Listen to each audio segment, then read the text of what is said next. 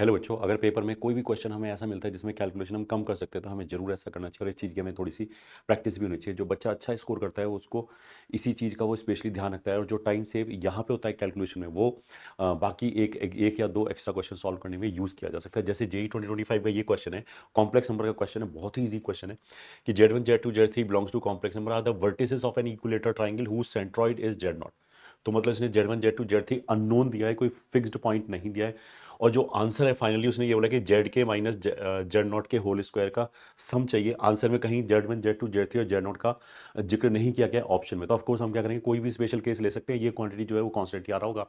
तो अगर हम कॉम्प्लेक्स नंबर पढ़ रहे हैं तो वन ऑफ द फेवरेट जो हमारे वर्टिसेस होंगे वो वन ओमेगा ओमेगा स्क्वायर हो जाएंगे। तो अगर मैं Z1 Z2 Z3 को वन ओमेगा ओमेगा स्क्वायर ले लूँ तो जो उसका सेंटर है बनने वाले ट्राइंगल का वो जीरो पे आ जाएगा।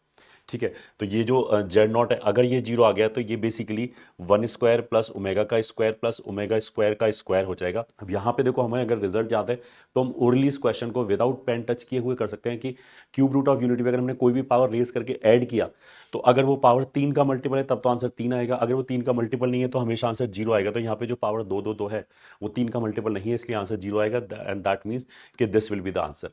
इस तरह की चीज़ों की प्रैक्टिस जब हम अभी जैसे अगर आप यूटीएस ले रहे हो या और भी किसी तरह की टेस्ट सीरीज करें तो इस तरह के क्वेश्चन की प्रैक्टिस हमें जरूर करें, ताकि पेपर में अगर हमारी शिफ्ट में ऐसा क्वेश्चन आता है तो we should be able to do it in very less time, और वो जो टाइम बचेगा उसको हम इन्वेस्ट कर सके दूसरे क्वेश्चन में। All the best.